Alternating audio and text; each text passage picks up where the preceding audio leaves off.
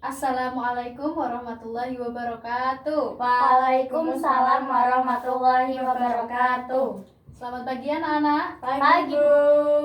Masih semangat? Semangat, ya. Bu. Nah, sekarang kita berdoa dulu ya. Masih seger, masih pagi, masih semangat. Silakan Mbak Ova, bisa dipimpin. Untuk mengawali pembelajaran pada pagi hari ini, berdoa dimulai.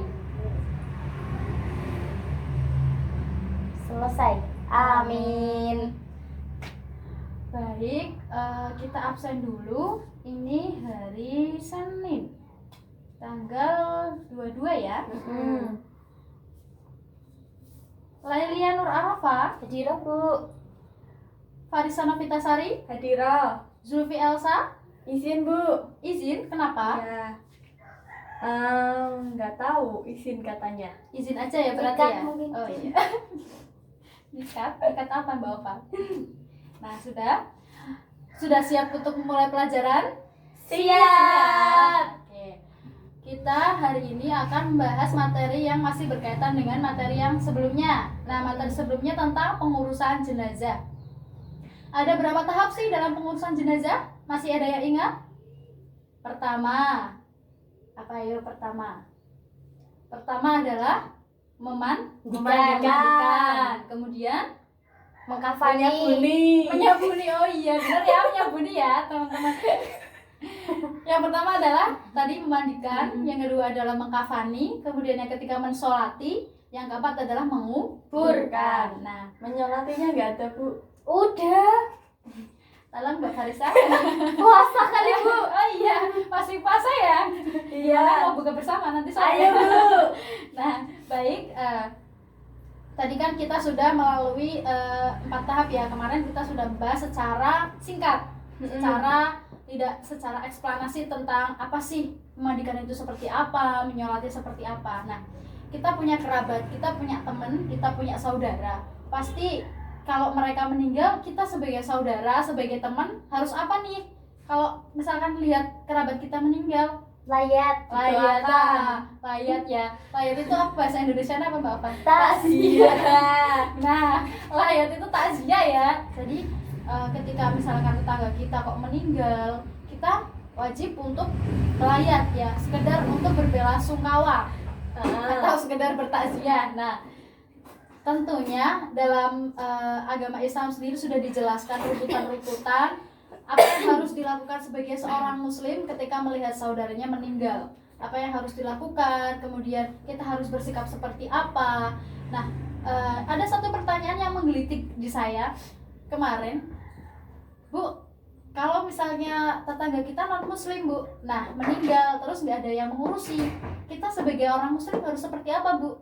Apakah kita boleh memandikan? Apakah kita boleh untuk melakukan rangkaian pengurusan jenazah seperti yang dilakukan oleh orang muslim? Kira-kira ada yang tahu jawabannya enggak? Ibu yang tahu. Benar. Jadi kemarin ada pertanyaan seperti itu muncul. Kemudian jawaban saya adalah boleh, selama niat kita hanya hablum minanas, selama niat kita hanya membantu.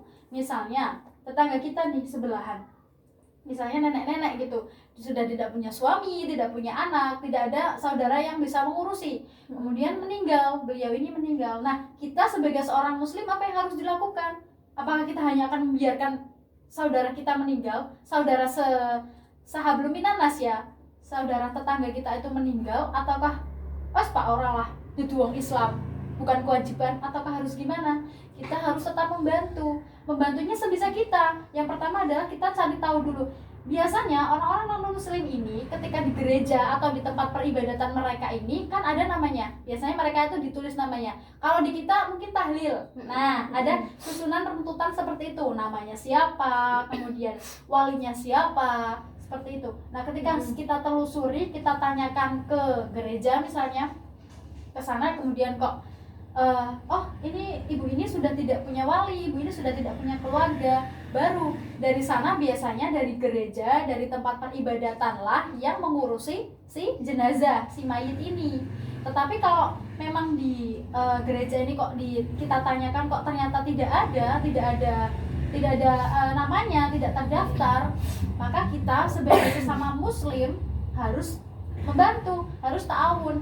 Yang penting akidah kita tidak ikut ke mereka, yang penting kita tetap agama Islam, tapi kita hanya sebagai tuntutan, sebagai hablum minan nas, ya kita membantu sebisa kita. Apa yang bisa kita bantu? Misalnya, Bu, lama sholatnya gimana, Bu? Ya tidak usah disolati karena dia bukan Islam atau non Islam. Yang bisa kita lakukan adalah memandikan. Bu, memandikannya gimana, Bu? Kan dia kan bukan Islam. Kita kan memandikannya sesuai dengan tuntutan Islam. Ya kita berdiskusi dengan tetangga yang lain. Kira-kira enaknya kita memandikannya dengan sesuai ajarannya seperti apa? Oh mungkin terus karena kesepakatan bersama misalnya sudah sesuai Islam saja nggak apa-apa. Tapi yang penting kita tidak mencampur adukan akidah. Yang penting kita tetap ya kita Islam, mereka non Islam, kita hanya membantu untuk memandikan saja. Tidak bermaksud untuk mencampuri urusan agamanya. Gitu. Berarti setelah memandikan kemudian dikafani, berarti kita tidak perlu menyolati ketika orang itu non muslim. Setelah dimandikan, dikafani, kemudian baru kita kuburkan. Nah mungkin seperti itu untuk penuntutan yang non Islam. Nah ketika yang non Islam tadi kita sudah bisa hablum minan nas, maka itu bisa juga jadi amal ibadah kita. Jadi amal ibadah kita untuk sangu kita ya, sangu kita, bekal kita. Karena setiap orang meninggal itu kan pasti butuh bekal. Bekalnya apa, Bu? Uang? Bukan. Jabatan? Bukan. Pangkat? Bukan. Tapi apa bekalnya? Bekal ibadah. Nah, hablum minanas tadi sudah termasuk ibadah kita kepada Allah, kepada sesama manusia. Nah, yang pertama tadi adalah memandikan. Di dalam memandikan ini tentu ada runtutannya. Perempuan harus memandikan jenazah perempuan, laki-laki harus memandikan jenazah laki-laki. Nggak boleh disilang, laki-laki sama perempuan nanti nggak bisa jadi memandikan jenazah ya. Karena kita perlu untuk mewaspadai diri sendiri ya. Ya kita boleh percaya terhadap siapapun, tapi kita juga harus tetap waspada. Waspada itu kan juga bagian dari keselamatan. Nah, tadi jenazah perempuan harus dimandikan oleh perempuan, wali perempuan. Kemudian jenazah laki-laki juga harus dimandikan oleh laki-laki, wali laki-laki. Nah, kalau misalnya di daerah nggak ada yang laki-laki, Bu, tapi yang meninggal laki-laki, adanya kok perempuan semua, Bu. Gimana, Bu? Boleh nggak? Boleh.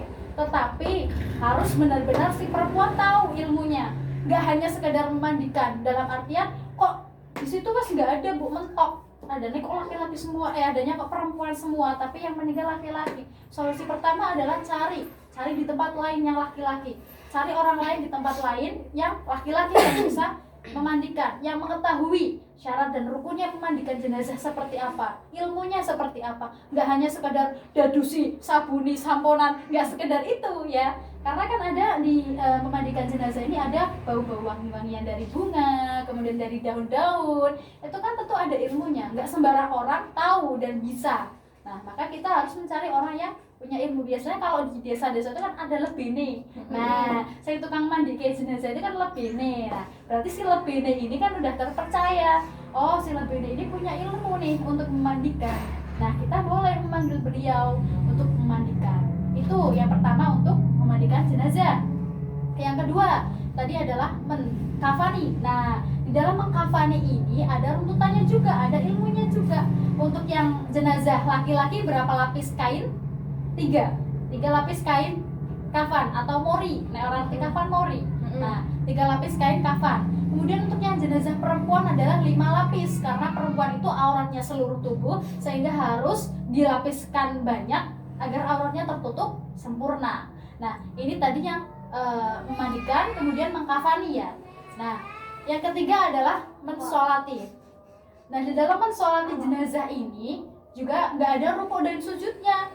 Apa ada orang mau mensolati jenazah kok ada ruku dan sujudnya? Nggak ada. Nah, nggak ada. Jadi dalam mensolati jenazah ini hanya ada 4 takbir yang diisi dengan 4 bacaan surat. Nah, yang pertama bacanya apa? Pertama adalah Al-Fatihah.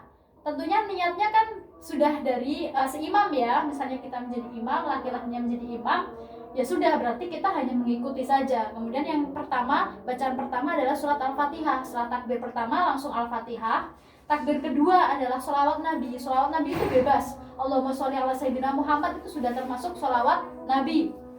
Nah, Yang ketiga tadi adalah Allahumma ighfir lahu warhamhu wa'afihi wa'fu anhu, yang kita tunjukkan kepada si mayit. Apakah mayit ini perempuan atau laki-laki, tinggal kita sesuaikan saja isim domirnya. Kemudian yang keempat tadi adalah Allahumma la tahrimna ajroha, ya. Allahumma la tahrimna ajroha wa la taftina ba'daha waghfir lana walaha. Nah, ada 4 bacaan ini yang harus kita laksanakan ketika mensolati jenazah. Nah, Bu, apakah mensolati jenazah itu hukumnya wajib, Bu? Gimana? Hukum mensolati jenazah itu? Fardu kifayah. Nah, fardu kifayah. Ya. Apa artinya fardu kifayah?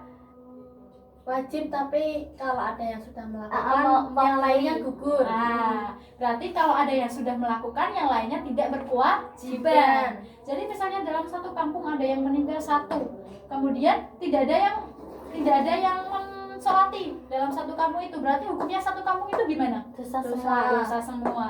Tapi kalau ada yang 1, berarti yang lain tidak berkewajiban. Tapi bukan berarti terus kalau nggak berkewajiban dan nggak mau, nggak ya. Karena sebagai sesama muslim, ya kita setidaknya sebagai belasungkawa lah, ikut mendoakan. Nah, kita bisa untuk ikut mensolati. Dan yang terakhir tadi adalah menguburkan. Nah, menguburkan ini tentunya yang biasa mengangkat kerandanya itu kan biasanya para laki-laki ya, bapak-bapak itu. Nah, ketika sudah dikuburkan, itu sudah menjadi hak sepenuhnya dari Allah Ta'ala. Apakah nantinya seperti apa, itu kita tidak bisa menebak. Nah, apa yang harus kita lakukan ketika itu? Berdoa. Itu adalah sebuah contoh, sebuah pengingat diri, reminder for diri kita sendiri, bahwa kita akan meninggal, pasti, entah kapan kita akan menemui kematian. Lalu apa yang harus kita lakukan? Ya, kita harus menyiapkan bekal. Bekal seperti apa, Bu? Ya, bekal ibadah, bekal takwa, bekal taat. Karena Allah tidak meminta jabatan kita, uang kita. Kita nggak bawa itu semua. Yang kita bawa hanya bekal ibadah, bekal taat kita. Nah, itu untuk materi yang tadi 4 tahap pengurusan jenazah. Nah, jenazah ini tidak serta-merta kita, Bu, kalau misalnya mati syahid gimana, Bu? Kalau jenazahnya nggak lengkap, Bu, cara memandikannya gimana, Bu? Nah, pertanyaan-pertanyaan itu pasti ada. Kalau jenazahnya tidak lengkap, yang kita mandikan adalah satu bagian yang ada. Misalnya, orang tabrakan kecelakaan gitu, entah kereta api, entah apa. Kemudian yang ketemu itu cuman bagian misalnya tangannya saja. Lainnya sudah hilang, sudah tidak diketahui tempatnya di mana, nggak ketemu gitu. Kita sudah berusaha mencari tapi tidak ketemu. Maka yang kita mandikan adalah si tangan mandi tadi. Satu tok pun nggak apa-apa, jari pun nggak apa-apa. Yang kita mandikan adalah itu. Lah, runtutan mandinya gimana, Bu? Runtutan mandinya tentu berbeda dengan yang lengkap. Beda, karena itu kan hanya satu potong ya, istilahnya hanya satu bagian. Nah, kalau satu bagian ini masih mengeluarkan darah, maka kita tidak wajib untuk memandikan, karena kita harus memberhentikan darahnya dulu. Itu untuk bagian yang tidak lengkap atau yang tidak ketemu. Pula kalau nggak ketemu, Bu, misalnya ikut kemana pergi tapi kayak pesawat. Nah, ikut pesawat seperti kemarin ya, Sriwijaya Air itu kan tidak ketemu kan, organ-organnya sudah hilang, nggak tahu kemana, sudah bagian tubuhnya juga tidak diketahui. Maka bagaimana, Bu? Ya kita tidak perlu memandikan. Apa yang mau dimandikan? Kan tidak ada ya. Jadi kita hanya perlu mensolati. Begitu juga dengan mati syahid. Karena mati syahid itu kan anggotanya kan sudah tidak tahu. Mati syahid itu mati dalam perangan. Contohnya mati dalam perangan. Ikut perang kemudian mati, kan kita tidak tahu matinya seperti apa, di mana, kan kita tidak tahu. Jadi kita wajib memandikan itu ketika bagiannya memang masih ada dan masih kelihatan, itu wajib dimandikan. Kalau sudah tidak kelihatan, sudah tidak ada, ya kita tidak wajib. Yang penting kita mendoakan, kita tetap mensolati. Terus ada pertanyaan lagi misalnya, Bu, lah kalau misalnya Bu ketabrak, Bu, kan yang satu bagiannya ketemu, Bu, hari ini ketemu tangannya, besok ketemu kakinya, besok lagi ketemu kepalanya, gimana nih, Bu? Kan sehari-sehari, Bu. Ya nggak apa-apa, berarti yang pertama wajib dimandikan yang ketemu. Misalnya yang pertama ketemu tangannya, berarti yang wajib dimandikan ya tangannya. Yang nanti kalau misalnya besok ketemu kakinya, kalau kakinya memang masih baik-baik saja, tergantung keputusan bersama apakah mau dimandikan atau tidak. Kalau tidak, ya tidak apa-apa, langsung dikuburkan bersamaan dengan tangannya. Besoknya lagi kepalanya. Kesepakatan apakah sudah masih bisa atau tidak dimandikan. Ketika badan kita sudah kehilangan nyawa atau nyawa kita sudah diambil kan, kita akan membusuk ya, akan mulai proses pembusukan, kulit akan membiru, kemudian dan lain sebagainya.